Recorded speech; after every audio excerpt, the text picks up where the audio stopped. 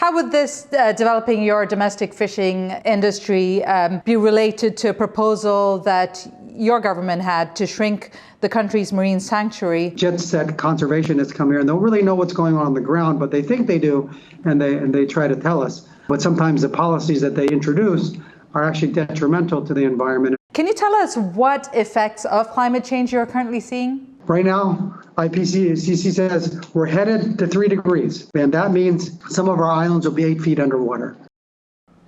Hello and welcome to Connected. I'm Divya Gopalan. Thanks for joining us for the second part of our exclusive interview with the President of Palau, His Excellency Surangel Whipps Jr, speaking to us from the former capital Koror. We've discussed Palau's relations with Taiwan in the wake of China's recent attempts to bring the island nation into its diplomatic fold. We now ask about Palau's commitment to climate and environment and the other security risks the nation faces. Mr. President, you've had a pretty tough tenure in your first term, which will be contested in November. But let's talk about this first term you've had. You've had to see through the global pandemic and all kinds of geopolitical issues.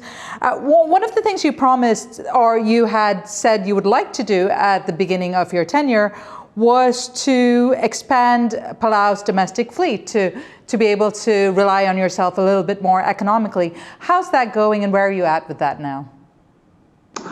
Well, you're talking about the fishing industry, correct? That's right.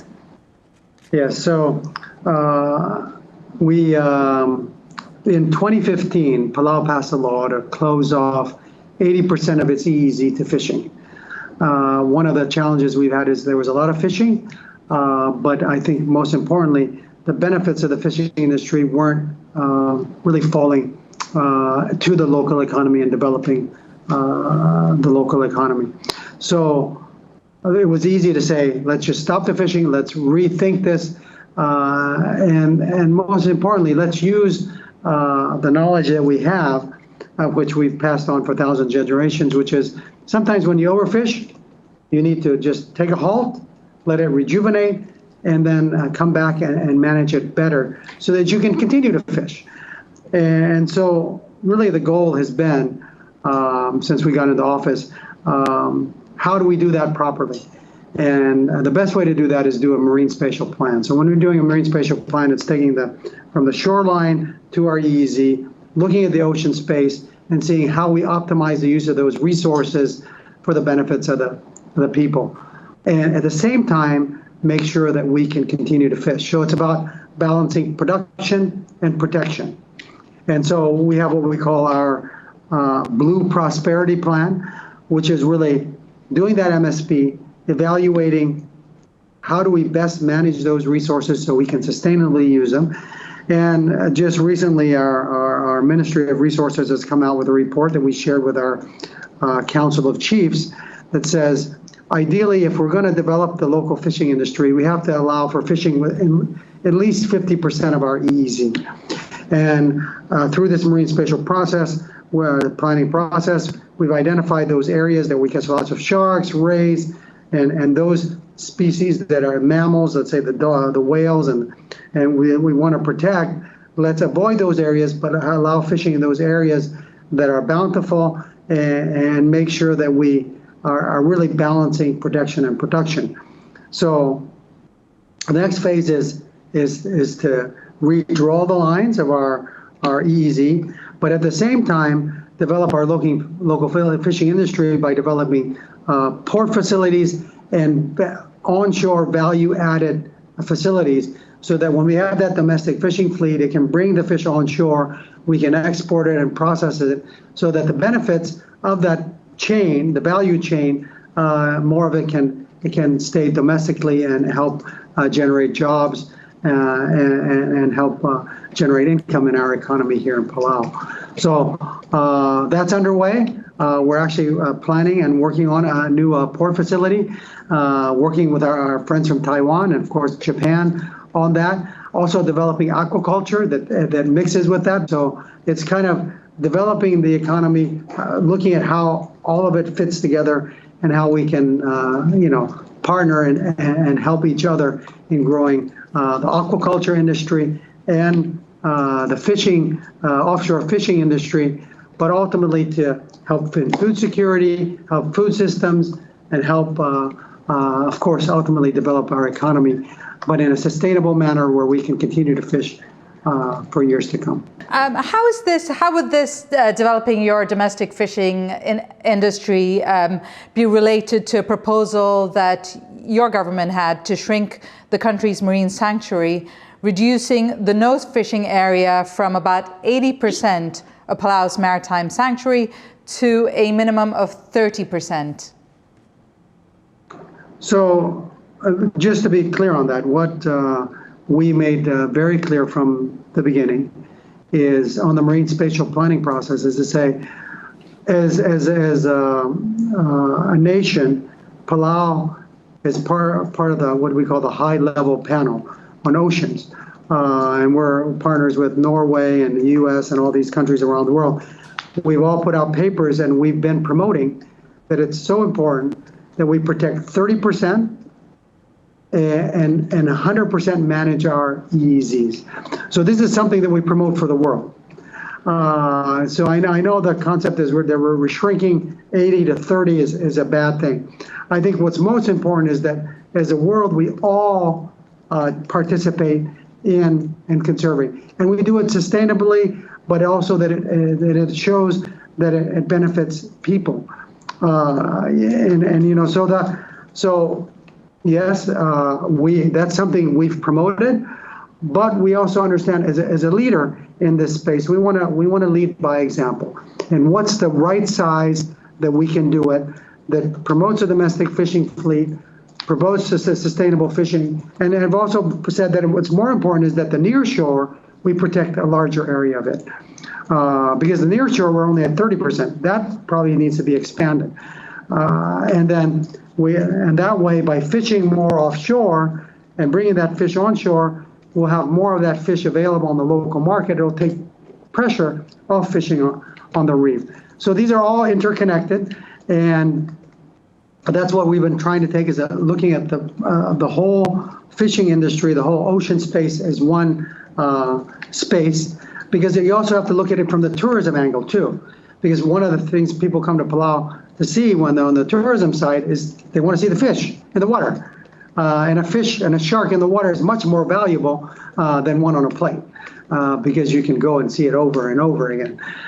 So these are where we've got to look at the whole system. How do we ensure that we're really optimizing that benefit and helping the people and doing it in a sustainable way that benefits us all? I'll just give you an example of how important it is that we protect our ocean resources. One of the things that we did was we banned taking a bumphead parrotfish. And I have a book that I always share that has a picture on the front. One of those bumphead parrotfish produces 5.5 tons of sand a year, which is also important for combating climate change, because that sand piles up on reefs, piles up, and it's an island builder. So, it's using nature-based solutions, but nature to help itself to ensure that we have a healthy planet. So protecting our oceans is also important because we know the ocean is the largest carbon sink. We also know that dredging on the bottom of the oceans or deep sea trawling, these are all things that release carbon on the ocean floor. So we want to do everything we can to protect the ocean, because we know that a healthy ocean means a healthy planet. So looking at that holistically, how they're intertwined, really that's our approach on making sure that we optimize it for the benefit of humankind, not just for Palau. Right. Environmental groups in Palau and traditional leaders have put up petitions against these proposals. How much conversation are you having with them, and how much input do they have in the future of the marine sanctuary? The whole marine spatial planning process has involved the entire community, from chiefs to individuals, from the grassroots all the way up.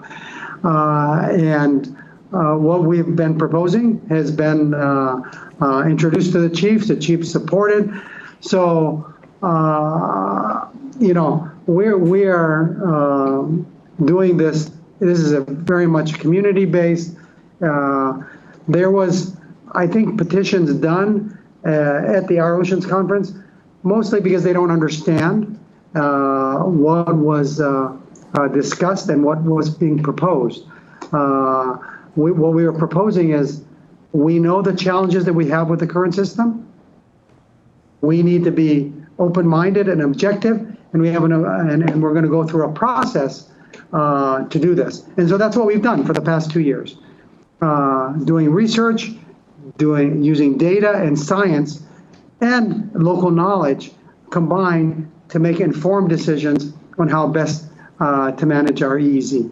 And 100% managed, there's already so many things that we ban within. No sharks, no rays, no mammals, no deep sea mining. These are all things that are done within 100% of this EEZ. The only thing we're talking about is harvesting tuna. And so how do we harvest it sustainably? How do we do it in the right way? That's really what it's about. So when we talk about management, it's about, okay, if we're going to have a fishing vessel there, it's going to have electronic monitoring, it's going to have the right kind of leaders, so we protect the sharks, and those are the activities. So all of these discussions, if anything, we've taken what the Marine Sanctuary proposal that was put in 2015, and we've expanded on it, and I think made it more robust and really made it more practical and sensible, and it can be sustaining. Because really what was proposed right at the beginning of our term was, we have COVID here, why are we closed? Let's just go back to where we were. And our approach has been, no, let's not go back to where we were, let's come out with an even better option. And that's really what we've done. And I hope that message gets out there, because I know that there's been articles published in like Bloomberg, really their lack of understanding. And a lot of times, I like to call them the jet set conservationists come here and they'll really know what's going on the ground, but they think they do, and they try to tell us. But sometimes the policies that they introduce are actually detrimental to the environment and overall where the direction and people of where we need to go. And I hope that instead of being jet set conservationists, they come, they're involved with the people, they understand what's going on, and they look at the whole ocean and ecosystem holistically, and that we really, at the end of the day, help improve people's lives, ensure that our oceans are healthy and used sustainably, so that it's good for humankind and the people of Palau. Well, Palau has been a pioneer in fighting climate change and very vocal about the practices that lead to climate change. Can you tell us what effects of climate change you're currently seeing? Well, when I was in Glasgow in 2021, my first visit to the UN COP, I used a term, you might as well bomb us. And I said that because, if you get bombed, it's instant. We're done, right? No more Palauans. We don't have to deal with the suffering that we're going through. But the reality is, we have sea level rise. That's already impacting our homes along the coastline. It's impacting our crops.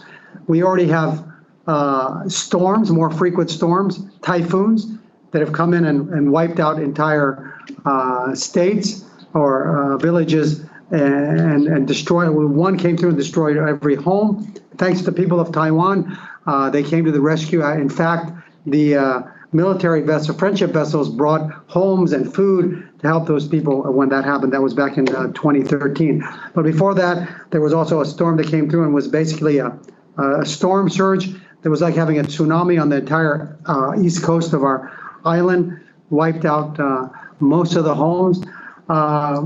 These are real struggles that we have. And then in 2015, we had a severe drought. And then the other challenges that we're having are because of the extreme heat, it's causing coral bleaching, our fish stocks to diminish. In fact, there's a study by the Center for Ocean Solutions at Stanford that says they predict by 2050, maybe even 40% of our tuna stock will be gone because of heat. So these are real challenges that we're facing. And then the last one that I like to share is the jellyfish. The jellyfish, we've learned now that because of the extreme heat, they disappear. We had one event that happened in 1997. The next event happened in 2017, and then now in 2022. Each time that event happens, it wipes out the stingless jellyfish that people are. It's famous for people to come and swim with them, and it takes a while for them to recover. And it takes about 2 years. So 2022. So we expect by the end of this summer they'll be back. But in the meantime, that means not only loss of that creature that we so much enjoy visiting, but loss of tourism revenue and tourists coming to see those, and especially for the state government that depend on that tourism, that hire the rangers and take care of them and all that. So these are real problems that we're facing on a daily basis in Palau, and that's why I said instead of us suffering for the next 30 years and just getting worse, you might as well just bomb us because it's like being tortured. But it's really about waking the world up to everyone's responsibility. We can't tackle the climate change issue if we do it alone. It has to be all of us working together. And I'll just give you one example. I was in Japan last summer. I went to Fukushima. I went there because, of course, Japan's proposal to release the Alps treated water. And it's important for us to understand what they're doing. Is it done in a controlled manner? Is what they're doing responsible? And using the best science and data to do that. And, we were happy to go to see, the painstaking process that they're going through to ensure that it's safe. And most importantly, safe to their own people. It's really being released on their shores to ensure that their fisheries is protected. But what I did notice when I was there was mountains of coal at their ports. Because of the Fukushima incident, 40 nuclear power plants in Japan were shut down. And that's a terrible thing because when they shut those down, guess what happened? They're going back and they're getting more coal to keep their energy running. And so at the end of the day, we're suffering those effects because we're burning coal. And, I've told this to Germany. I said, you have nuclear power plants and you shut them down. And now the Ukraine war has picked up. So what are you doing? You're going and getting, you're reopening your coal mines again when you could be running nuclear. And they're anti-nuclear. But next door in France, they got nuclear power plants. In Russia, they got all the nuclear power plants. To me, it doesn't make any sense. You cannot solve cannot solve the climate crisis problem without solving the energy problem. And one of the ways to do that is for these large countries like Japan, like Taiwan, like Germany, to use renewable energy that has zero carbon. And we know nuclear energy has that capability. Do it the right way. We've advanced so much. Let's use technology and come up with solutions that can really benefit the planet. But of course, there's renewables, there's wind, there's solar. Palau has just taken on a project. We're at 20% renewable now. We want to go to 40% and go on to 60%, but it's expensive. But so it's really about finding clean energy, renewable energy at a reasonable cost, so that we can stop our addiction to fossil fuels, move to a more sustainable planet, zero carbon planet, where we can turn the tide and keep the temperature below 1.5. Right now, IPCC says we're headed to 3 degrees. And that means some of our islands will be 8 feet underwater. That's a loss not only to those people, those inhabitants, it's a loss of culture. And I like to say, those people, if those islands are gone, and they have chiefs, and they have lands that are tied to their titles, are they still chiefs, or is that gone forever? And if we as individual citizens around the world do our part, we can make the difference. So it's all of us about making choices every day, whether it's driving an electric car or choosing to eat vegetarian and not eat meat. I mean, these are all choices that we all need to make every day to help us provide a healthier, more sustainable planet so that our children can continue to enjoy the rich culture and heritage that we have and live vibrant and prosperous lives. So, yes, sometimes I use strong words, but it's about all of us working together. Japan has conducted its first ever cybersecurity exercise with 5 Pacific Islands countries in February, and that includes Palau. They highlighted the region as being vulnerable to cyber attacks, which could have knock-on effects to places like Japan or Taiwan. How concerned are you about these cyber attacks? And I understand your financial management system recently took a hit. It's very real. It is happening. We, on March 14th, the day before we exchanged the diplomatic notes with the United States on the compact, interestingly, is when we got hacked. Our understanding, it was ransomware that got into the system with links we see to Malaysia and possibly on to China and Russia, where these people may have come from. I think as a small island, we thought we were maybe immune to these kinds of things, but the reality is cybersecurity is real. We have to be protected, and we really appreciate, of course, the help of Japan and all our partners for helping us really come up with a cybersecurity strategy and move to the next level in defending ourselves, because just like climate change, we're no longer immune. It affects everybody, everywhere. And we've got to be protected. So it did cause a disruption in our financial system. Fortunately, of course, we have backup on the cloud and elsewhere, so we're restoring it through that process. But it did it caused some difficulties a few weeks ago in getting our payroll and people getting paid out. But we thank the people of Palau for their patience in getting through this. But we want to, these are just types of warfare that are already going on that we need to be prepared for. So.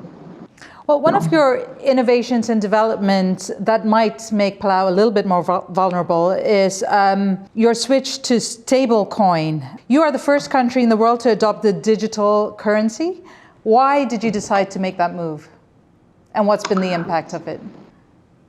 So on the stablecoin, I think one of the things that I just need to make clear is that Palau has been experimenting with our domestic market. So we had a few test cases. We're still continuing to develop it. It hasn't been launched out yet. It's just been tested. And really the stablecoin allows for a payment system domestically so that we can help the unbankable, help businesses transact quicker. Also allows people to come in and exchange different types of currency, including digital currency. These are things that we want to work toward. We're not there yet. We're still coming up with regulations, working on laws to ensure that it's done in a safe and secure manner. Of course, we want to make sure that we don't have issues like FTX, for example, or other problems that have happened around the world. We're going at the approach with a very methodical and careful manner, using our friends from organizations like the IMF, World Bank, ADB, other economists to help us look at this and do it in a way that hopefully can not only benefit Palau but benefit the world, but at the same time not ruin Palau's reputation. So that's been our approach.